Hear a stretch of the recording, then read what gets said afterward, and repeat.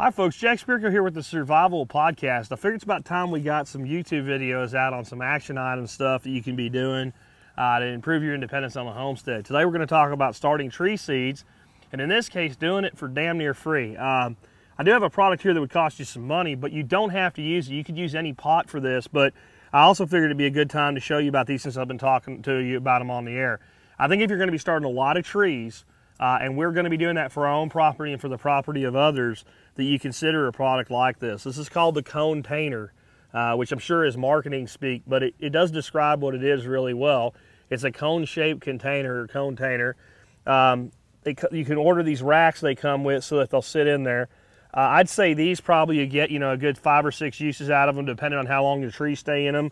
These racks here I think it probably lasts about as long as you would. So this is kind of the disposable component, and the racks I'd say are more of, as long as we're taking care of the permanent component of this system. What makes it unique is when you're growing trees, you want the roots to go down and drive down into the soil. You want as little wrapping as possible. And this isn't the only product that's designed to do this. So I don't want to tell you that I'm saying get Cone-Tainers. I'm saying this is the type of product you're looking for. Inside that cone, there are little bitty, here I'm gonna give it to the cameraman Joe here. There are little bitty ridges. And those ridges, when the roots start to circle, run into that ridge, it drives them straight down. So you end up with very deep, straight downward roots in your tree seedlings. So we think that's going to work really well. What I can tell you is the reviews I've read and looked at online are really good for this product, and it seems to me like it'll work. We haven't grown enough yet to find out if it will. So that's the Cone-Tainer. Right here I've got a rack loaded up.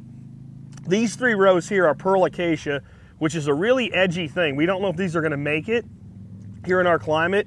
They haven't started to germinate yet. They've been in here about 2 weeks, but they're a really hard to germinate leguminous seed. Use what's called the hot water trick on them, which means you boil water, you put them into a jar like this, and then you dump the water once it stops boiling, and you take it off the heat over top of them and let them sit overnight. We've done that with black locust and mimosa, and we do have some of those that are starting to germinate for us. This hasn't yet, we'll see. But what I'm going to talk about today is how you can create trees at no real cost whatsoever. There's a belief out there that apple trees have to be grafted or you're not going to get a good apple.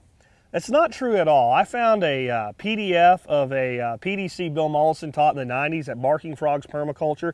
I'll put a link where you can get it. It's over 100 pages long. I've read the whole thing front to back several times. It's an amazing read. And one of the things you find out about the original Permaculture Research Institute in Australia, Bill and his folks were growing tons and tons of apples. And they were just picking up apple cores off the roads and starting the seeds. And so I learned how to do that. And what he said is every tree they grew produced a good apple. Now, these are Fuji apple seeds, and I have no belief that I'm going to get Fuji apples. I'll get some kind of Fuji-like unique apple to my climate and to these particular seeds.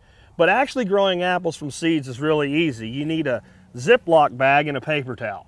And what you want to do is you clean your seeds off and you dampen your paper towel till it's nice and damp.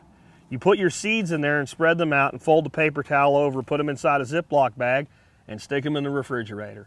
Leave them there for at least 30 days. This is what's called cold stratification, and those seeds will then think they've gone through winter, because it's not about having how many days where it's cold, it's how many total hours. And 30 days is enough hours to tell an apple it's spring. It's time for you to grow.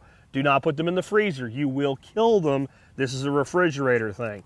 Once they've been in there for 30 days, you can leave them in there longer if you're not ready to plant them yet. But when you're ready to plant them, take your seeds out and sit them in your bag, leave them there so they stay moist on a nice warm area, about 70 to 75 degree area, and leave them there for a couple days. Within a couple days, when you open them up, this is what you're going to see. So what we've got now is the seeds starting to germinate.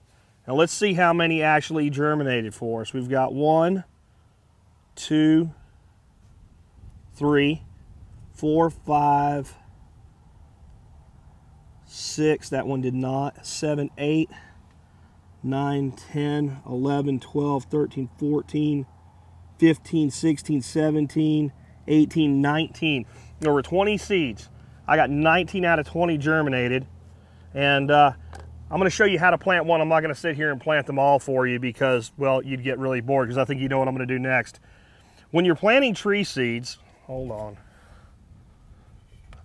Perfect timing. When you're planting tree seeds or any seed, you want to go about 1.5 times the depth of the seed into the dirt. And the easiest way I know to do that is just to reach in and take some of the dirt out of the container. What I usually do is I have a bucket here of additional dirt. Drop your seed in, return your dirt. And I'm gonna rob a little bit here from one of our other ones. And that's easiest thing to do is don't fill your pots all the way and have a little pile of dirt by your side. And then we'll just water that in, and hopefully we'll end up with apple trees. Again, I'm not expecting to get top quality Fuji apples. What I'm actually trying to get is something a lot hardier and a lot more adapted to my climate over time as we do this.